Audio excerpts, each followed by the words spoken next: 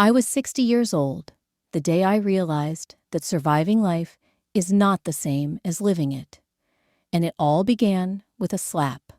A single, stinging slap, delivered by a woman half my age, wearing perfume that cost more than my weekly groceries. Her hand cracked across my cheek so sharply that the sound echoed in the hallway. But the worst part wasn't the slap. It was the laughter behind it. My husband, my companion of 35 years, stood there smirking, as if watching a sitcom instead of the destruction of our marriage.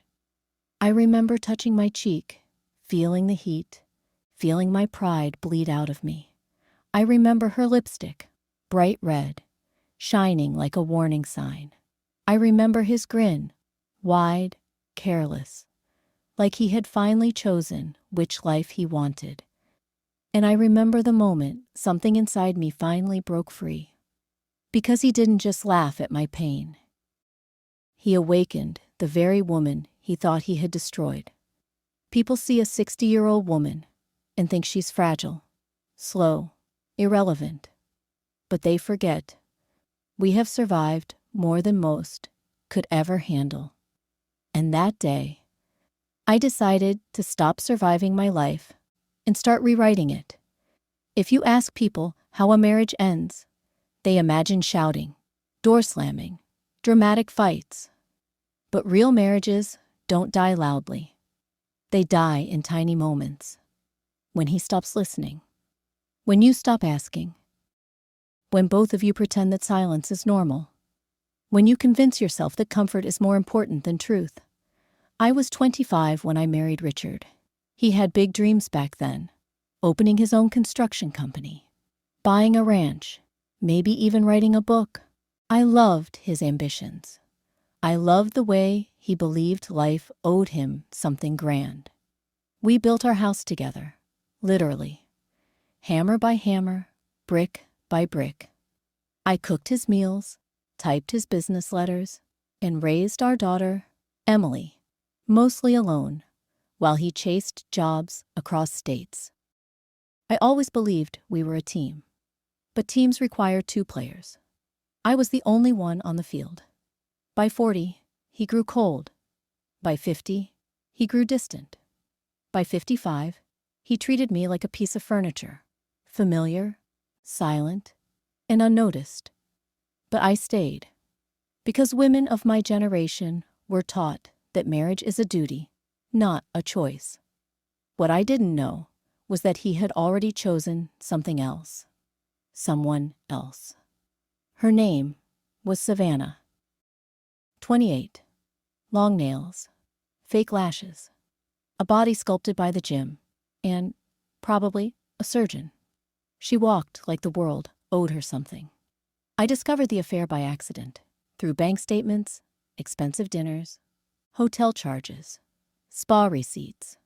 I confronted him with evidence neatly printed, highlighted, and stacked. He didn't deny it. He didn't even look embarrassed. He said, "Mary, don't make this dramatic. You were never much fun anyway." That sentence alone could have destroyed a weaker woman. But if life has taught me anything, it is this. Pain is a classroom, and women learn the fastest. Still, I didn't expect to ever meet her. I didn't expect to see her standing in my hallway, wearing my husband's old t-shirt, acting like she owned the place. And I absolutely didn't expect that slap. Her palm hit me with all the disrespect of youth. Careless, arrogant, quick to judge. Richard laughed, and something inside me woke up from a long, painful sleep. Inside me, something whispered. No more. I didn't slap her back. I didn't scream. I didn't cry. That would have given them power. Instead, I walked to the mirror in the hallway. My cheek was red, burning. But my eyes were calmer than they'd been in years. I looked at myself the way a soldier looks at a battlefield, with clarity, not fear. I said 5 words that even surprised me. Both of you, get out. Savannah rolled her eyes, but Richard blinked in shock. Mary, don't be ridiculous. But I wasn't ridiculous. I was done. I walked past them, went to the bedroom, and locked the door. I sat on the edge of my bed, feeling the air shift. For the first time in decades, the house didn't feel like his. It felt like mine. And for the first time in decades, I was planning not a reaction, but a strategy. I knew he wouldn't leave voluntarily. I knew he thought I was weak, predictable, helpless. And that misunderstanding was going to become my greatest weapon. What people don't know about me is that while Richard spent years ignoring me, I spent years learning. I took online courses, finance, law basics, estate planning, psychology. I volunteered at charity events. I helped run community programs. Every single lesson that life handed me, I absorbed. Quiet people learn the loudest truths. Over time, I learned how men hide money, how to trace digital footprints, how to protect assets legally, how to close accounts and secure property. Richard assumed I was clueless. That was his first mistake. His second mistake was underestimating how much power a woman gains when she finally stops caring about someone's approval. His third, well, you'll see. The morning after the slap, Richard sauntered into the kitchen like nothing had happened. Mary, about last night, I want a divorce, I said calmly. He laughed, just like he laughed the night before. You can't even take care of yourself, Mary. What will you live on? I didn't answer, because the truth was, he had no idea that the house was in my name, fully transferred 15 years ago for tax reasons. He had no idea that his savings account was technically our joint account, something I could legally freeze. He had no idea that I knew about his hidden account in Savannah's name. And he had no idea that I had already spoken to a lawyer, one of the best. Women like me don't shout. We prepare. By noon, I had frozen all joint accounts, changed the locks, removed his name from property utilities, filed a restraining order citing emotional abuse, given the police footage from the hallway camera showing the slap. Savannah's slap was more useful than she could have imagined. Richard returned home that evening to find his key didn't work. He pounded the door.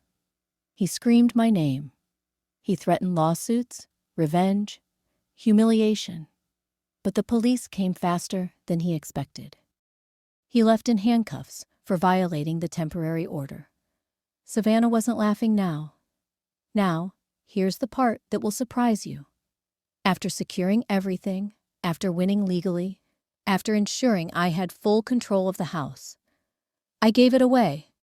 Every brick, every window, every inch of the place I once called home. I donated it to a women's charity that builds housing for domestic abuse survivors. Why?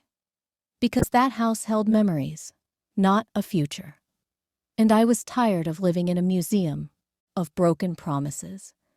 When the organization's director asked why I was donating a $875,000 home, I simply said, because freedom is worth more than walls. I walked away with a small suitcase and a heart free from weight I'd carried for decades. But I was only getting started. I moved to a small coastal town in Maine. I joined a writing group. I took dance classes with women who laughed with their whole bodies. I learned to paint, badly at first, then beautifully. I made friends who didn't know me as Richard's wife, but simply as Mary. For the first time in my life, I chose myself, and I realized something powerful. Strength isn't built by avoiding pain. Strength is built by surviving it and refusing to stay broken. People often ask if I regret giving up the house, the marriage, the life I spent decades building. My answer is simple. I didn't give up anything. I let go. And letting go is the most powerful revenge there is. Because the moment I walked away, I became someone no slap, no laughter, no betrayal could ever weaken again. To anyone listening, especially women who feel invisible, forgotten, or stuck, you are stronger than the people who underestimate you.